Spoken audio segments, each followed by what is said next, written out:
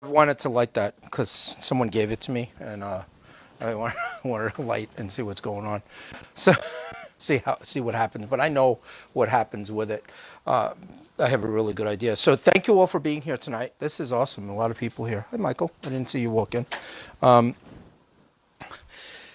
so ultimately, when you guys are here, I think I have a lot of people sometimes question to workshops, and I want to just address that out front because I sometimes don't stress the importance of it. Even if there's stuff that you've heard before, please take it with a grain of salt and listen for the things that can help you to really dig deep into getting well better and quicker. Because what we're trying to do is, ultimately balance your lives so that your bodies will be stronger, and help you balance the physical aspect of things. And along the way, you get healthier as things go on. And I really want to make sure that you understand I don't do this for myself. I do this for you guys and for you to make good decisions and actually keep your life simpler in the sense that your body will stay healthier and not complicate things in the past. Does it mean that things will always be simple? No. Obviously, there's complications. We just finished with the holiday season. Things going on. We had these weird holidays in the middle of the week. So this is really like the first full week people are, of the new year. So I want to say thank you. You spending time here is really valuable to me, and it really, really shows how dedicated you guys are to everything that's going on. Hey, Ashley, there are seats in the back, honey, or there's one up here if you'd like. And there's a sign-in sheet in the back. If you want to come up, just come up down through here. So having said that, health is really, really not just about being out of pain or discomfort.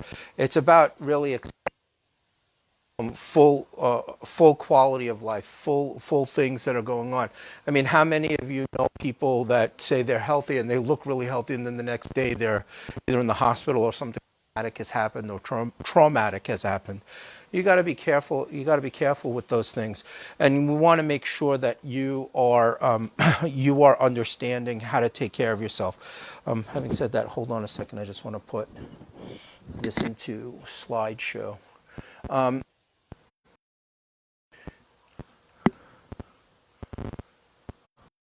That's not going to work. So,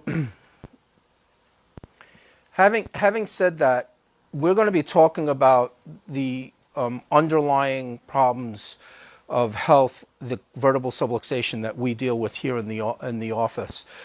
Why is this an important workshop? It really it gives you an understanding of, okay, why am I even here? Why are we doing the things that we're doing? And we're going to look through the components of what the subluxation is, but we're also going to, get you guys involved and engaged in this process, right? So who's heard of the word subluxation in this office? And hopefully most of you that are patients would raise their hand, and those of you who have not. Okay, so if someone wanted to tell me what a subluxation is in their own words, who wants to volunteer? Somebody. Come on. No one wants to. You're not on camera. Don't worry. I'm going to be repeating it. They're not going to hear your voice. Huh? So nobody. Go ahead, Linda. Yeah, a vertebra that's out of place, right? So you look at, this is a candle that's lit, and what's happened is it's pretty straight right now, but we're going to look at it later and see how it develops into something else. But it's basically a vertebra that's shifted out of place. Okay, a vertebra is one of the bones in our spine. Okay, and when it shifts out of place, it causes a lot of problems, right? So, why does it cause problems? Well, it's an imbalance. It's an imbalance in the body, and if you have an imbalance in something, what it usually has to happen? Say again? You got to get it back in balance. But if it stays imbalanced for a long period of time, what happens? That's right. You start to compensate with other parts of your body and other things that are going on, right? So, for example, I use myself as an example because I've had dislocated my shoulders twice. I've had 3 knee surgeries. I have pretty much close to bone on bone in my right knee, but I've been getting up on swimming and things of that nature. And the muscles, because there's a deficiency in the bone and the way it mechanically moves, the muscles have to make up for that. So they have to compensate. Now, that's not something I can change. I've already had her surgeries. So there is limitations to matter, and that's actually one of the principles of chiropractic. You know, if you've come in, you know, if you're supposed to be getting checked or adjusted from birth, and you've come in at 20 years of age, you're 20 years behind the 8 ball. You know, I mean, so the thing is, think about the that you're doing, because it's really important, because the birthing process itself is a process to actually subluxate the spine. So we're going to be talking, when they talk about the subluxation, they talk about it as a complex. It's VSC, vertebral subluxation complex. We shorten it to subluxation. But if you think about the word and you break down the word,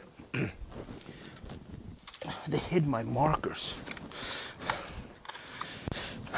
Anybody that one of the things that I was taught when I was in school was always to break down the word into its components, because if you know the roots and what they are, it can sort of give you an idea of what the word means. It's not always easy to do that. But it does work in a lot of situations. So we have sub. What does sub mean? Below, under, right? Or less than, okay? So it's you know, we'll just put an arrow going down, right? Lux, not too many people will know what lux means, but lux, anybody want to guess? I love it. Yes, dishwashing detergent. No, it's not dishwashing detergent, although well, I could probably use that analogy too. It means light. And luxation, A-T-I-O-N, means a condition of, right? So it means a condition of. So when you have a subluxation, it means a condition of less light. So what does that mean? Well, when you have a thought, right? And say the thought is, everybody raise their hand, please. Raise your hand and move your fingers and then put it down. You put a thought into your mind to raise your hand, or actually I put a thought into your mind, and then you said, okay, I'll move my fingers. You didn't have to think about all of the muscles and ligaments and things that had to be moved. There was an energy pattern that triggered in your body that said, hey, let's move these fingers. Now, neurologically, has anybody ever had numbness or tingling in the hand? Right? Okay. That's a sign of a subluxation. Why? Light is energy, right? And according to physics, light or energy can neither be destroyed or created, just transformed into another form of energy, right?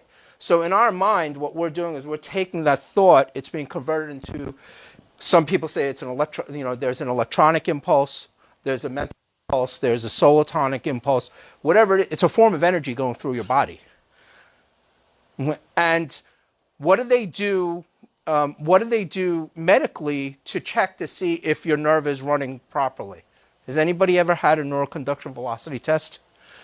You have, okay. They stick needles, right? They stick needles in the muscles, right? And what they do is they send an impulse through the muscle and see how fast it responds. Now the body, this is the question, one of the questions on one of the quizzes that everybody gets wrong, and this is one of the workshops where I talk about it.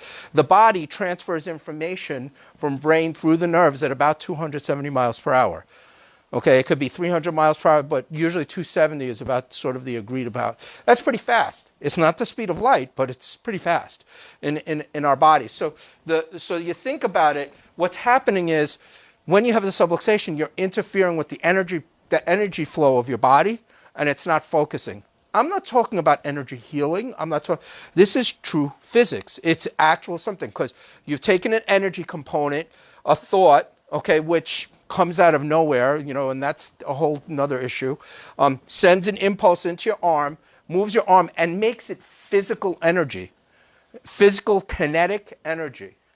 There's a potential there. So there's a lot of potential in our bodies, right? So those are the things that we look at. When we look at the subluxations, we're not just looking at a misalignment, although that's a major component, because that's where you see the structure. That's where people can understand, because from a mechanical standpoint. But it also affects a lot of other areas. So who's ever pulled a muscle or had a muscle spasm in the body, right? Why do you think that may be? One, you stress yourself, you're pushing too hard. But why is it only one side? Or why is it only a specific muscle? Or you're doing the same one over and over again? Has anybody ever experienced that? Usually it's because things are imbalanced in the body. Okay, usually because something has to make up for something. Okay, like I was talking about with my knee. Okay, my knee, something has to be compensating, and Lenny had said it. It's a compensation. It's a compensatory mechanism. So there are different components of the subluxation. So who wants to guess what one of the components is? Linda already said it. Movement. Okay? So if something is not moving properly in your spine, what do you think happens? If it gets fixated? The energy gets blocked, right? So you're not getting blood flow into that area, right? The bones aren't moving properly. You're not pumping the area to bring fluids in and out to get rid of toxins. And what do you think happens to the bone? It deteriorates. It starts to degenerate. That's the tissue portion. It starts to deteriorate. Okay? So what we're looking at is the body's ability to sort of compensate for that, and if it pushes too hard, it'll start forming arthritic spurs. Okay, the arthritic spurs, and we do a whole workshop on arthritis. But the arthritic spurs are something that are there. Really, they're a compensatory mechanism, trying to make sure bones don't fall or collapse. Okay, because it's adding calcium to the area, trying to keep it from collapsing. But all the other bones are the same age. Why is it you have arthritis in one area? And this is a question you really, really have to ask. So when you look at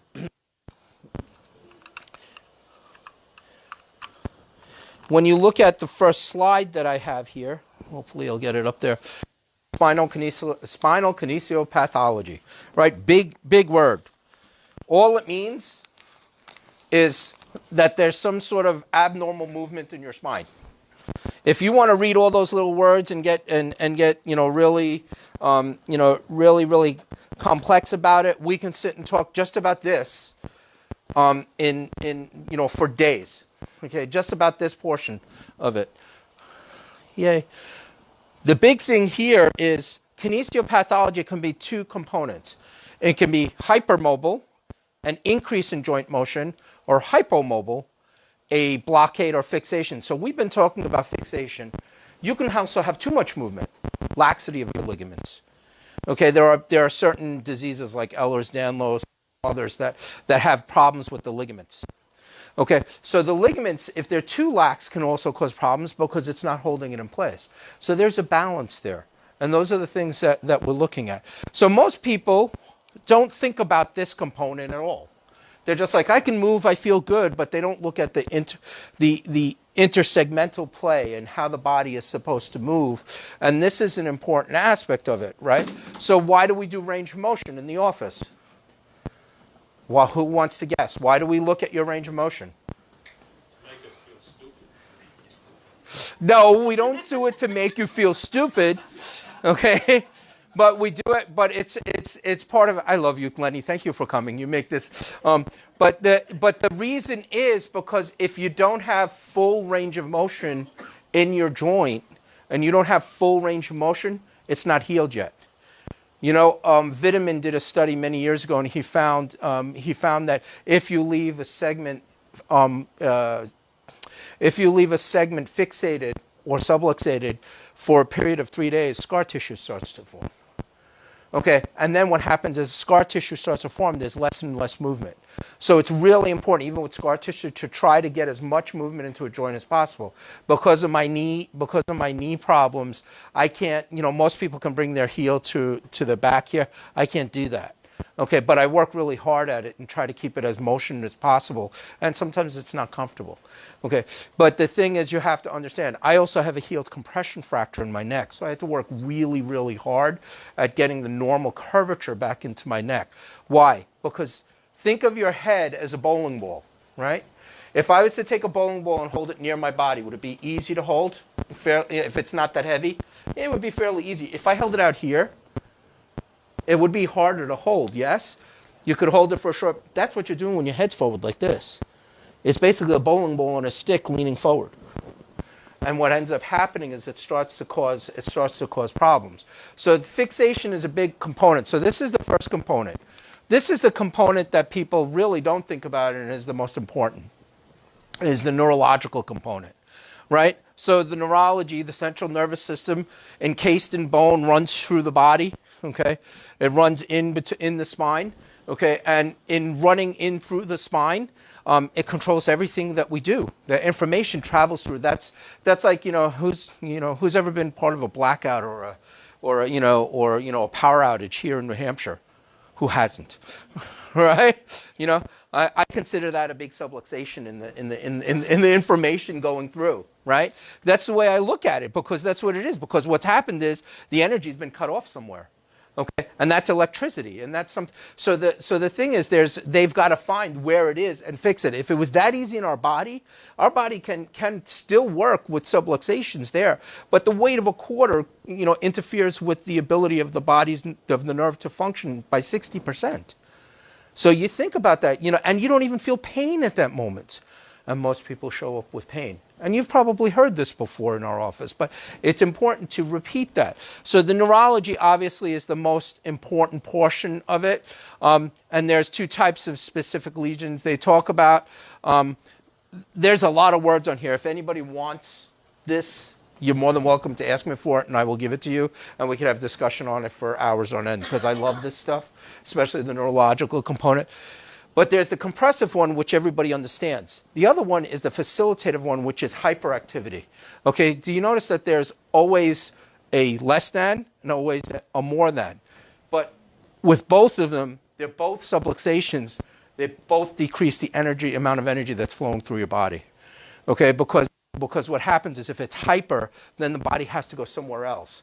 Okay, so like irritable bowel is a hyperactivity, right? That's not a very pleasant thing. Okay, it's not a pleasant thing, and some of you could probably attest to that. And then there's if you look at the joints of the spine, there's actually these little tiny joints. They call them facets.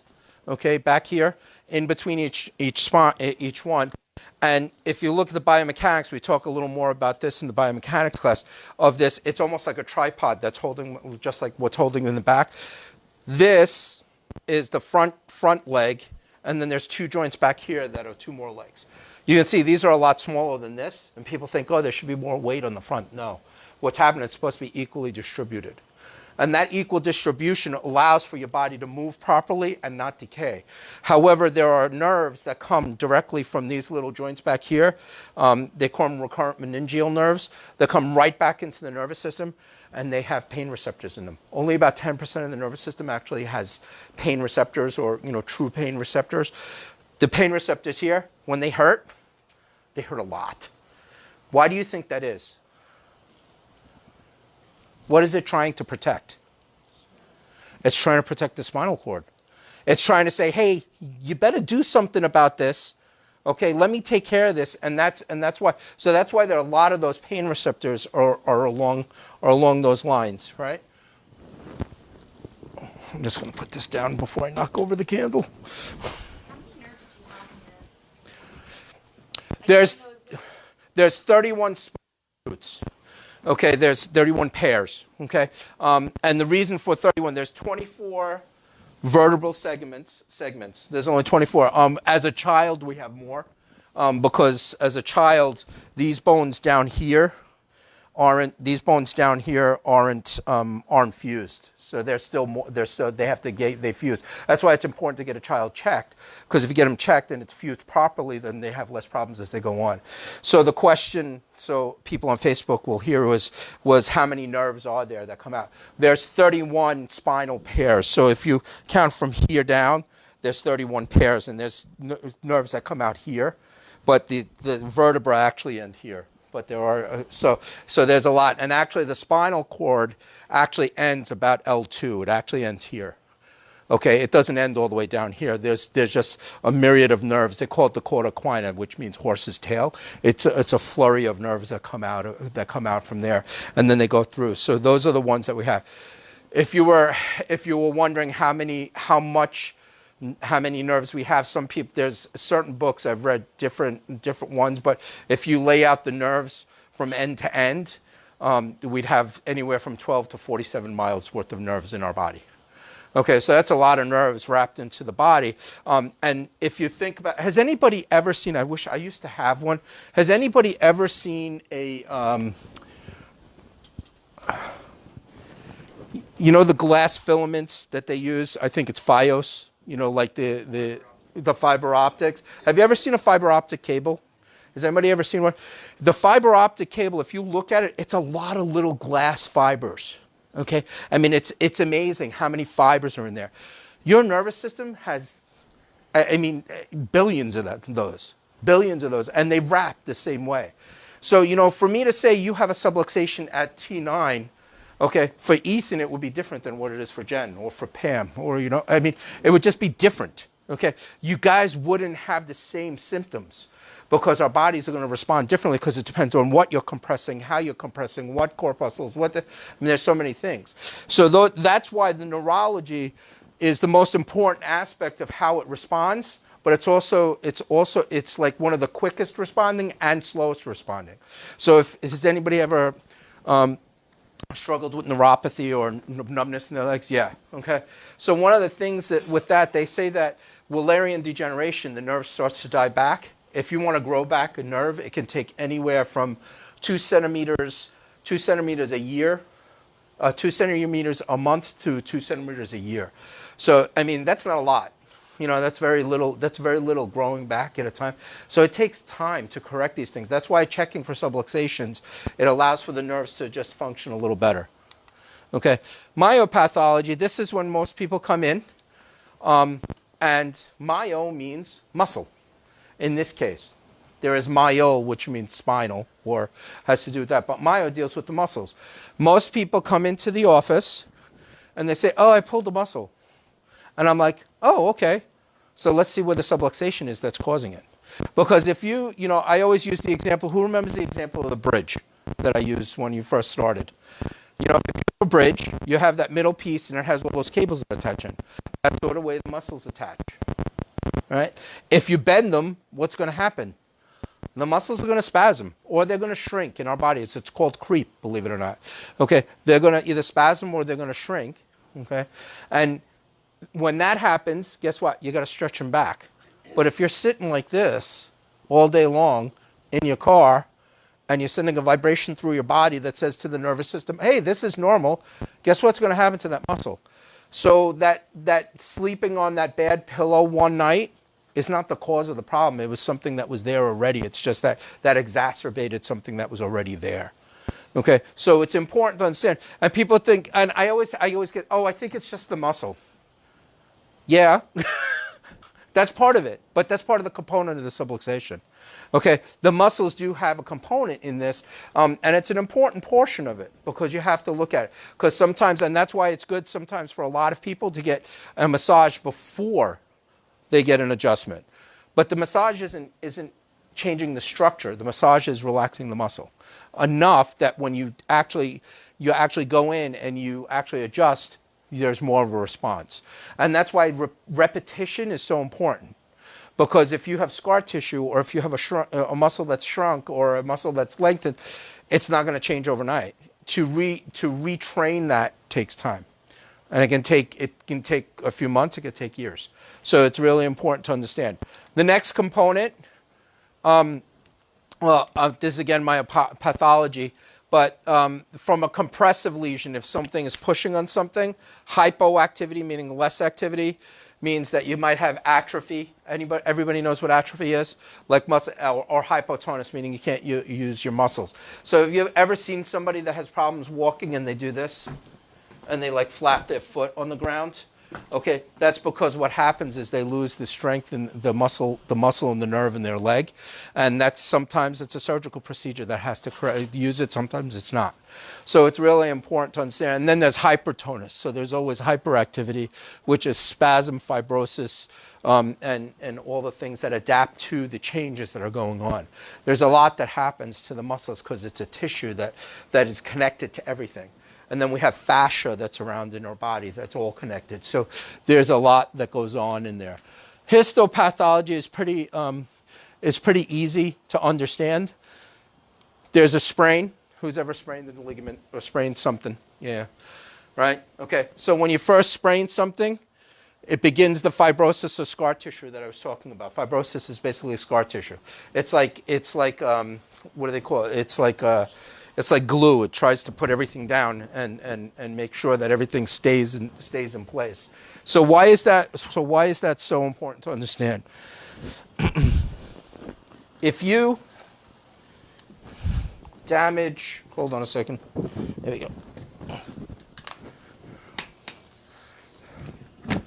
So if I take a muscle, and I'm going to draw the muscle in red, okay? Or even a ligament that's, the tendon that's at the end, and you tear it, okay? And I go like this, okay? What's going to happen is crystalline fibers or scar tissue are going to lay down in a crisscross pattern to try to strengthen it and hold it together, right? So if I was to give you a piece of paper, okay, and you tore that piece of paper, and I said, okay, now put it back together and tape it back together. Is it going to be 100%? You can line it up pretty close and get really, really close, but you're always going to know that there was something there, right? So that's sort of what happens with the muscle. So every time we adjust and we send the signal into there, so if it's attached to, say, the spine or the leg or whatever it may be, we stretch this. By stretching it, what it does is it pulls these fibers and tries to lay them down as straight as possible. So this way you get as close to normal as possible. But if that fibrosis has been there for 2 weeks, if it's been there for a week, it takes about 2 to 5 weeks to correct it. If it's been there for 2 weeks, it can be as much as 12 to 18 months. Yeah. That's what that's why a week makes a difference. And that's why this is the histopathology or the tissue damage that can happen with that. So that's the fourth component. And the last component is actually bone degeneration. So when you look at the stages of spinal degeneration, you're starting to look at where the bones start to change and you start having arthritis. Okay? This is when it happens. It happens very late in the stages. It happens very, very late. And this is when most people come in because they have pain. Because they go and they find out, hey, I have pain. I have arthritis. That's why I have pain. What caused the arthritis? There was a list of stuff that happened before. So there is the process of the bone being regenerated and the bones changing. There is a complex called Wolff's Law. Wolff's Law is called a piezoelectric effect. So does anybody understand what I say when I say piezoelectric? You do? Okay, that's cool. Most people don't. So piezo means pressure, okay, and electric is electric, right? So piezo is pressure or electric, right? So when we have a segment of our spine, right? So we have a spine here, and obviously this isn't to scale. And we have a subluxation, right? Yeah, that would be a pretty big spine, huh? So what happens is the first thing is you look at. So you got the bone. So if the bone shifts out of place, well, I'm going to use a different colors because I want to. What did I do with the markers? Oh, they're over there. Thank you. So if the bone shifts out of place, right, it's going to put pressure here, and it's going to stretch here, right? So why am I using a different color? You'll see now. So now that's that first component. That's that first component we talked about, the movement. Okay. The second component we talked about. Does anybody remember? The neurological component, right? So the neurological component. The neurological component comes here, right? It comes out from the sides over here. So now you're pinching down on the nerve, and you're stretching the nerve, okay, beyond its capabilities. Now we go to the muscular component. So it gets more and more complex, right? There are muscles, small muscles, little tiny muscles that attach from here to here, from here to here, from here to here, from here to here, from here to here. Looks sort of like a bridge, doesn't it? All right. So now you're shortening these muscles, and you're lengthening these muscles. Pretty simple diagram, right? But it sort of shows everything. What was the fourth component? The degeneration. It's the tissue. Yeah, it's the tissue starts to degenerate, right? So that's histology. So this is where the piezoelectric effect comes in. In this area, around where it's pinched, the ion structure, the fluids in that area, become negative. Okay, they become negatively charged. Take a guess what calcium is as a charge. Positive. Think about a battery, not a battery. Goes there to help. Exactly. Because of the pressure, it starts to add calcium there because it builds up the bone so it doesn't collapse. So it starts changing the tissue of the bone. Okay, so what happens is calcium is a 2 positive ion. And guess what? It gets all attracted to here and starts adding onto here and building bone. And that's where arthritis starts. Okay? And that's where the pathology leads in. So it took a long time to get to arthritis. Subluxation was at the beginning of this whole process. I want you to understand that when I'm working with you guys, I really, and you're coming to these workshops, I really want you to understand that we're not fooling around with your body. Anybody can manipulate a spine. If you want it done properly, you need to have somebody who's got a lot of training, a lot of hours under the hands, okay, to make sure that it's going. Will it get rid of everything? No, but you have a better chance on subluxated, or at least moving to the best position that your body possibly can before you move on. And that's why I go over these components. Does anybody have any questions? Okay, I'm going to turn off the Facebook. Finish.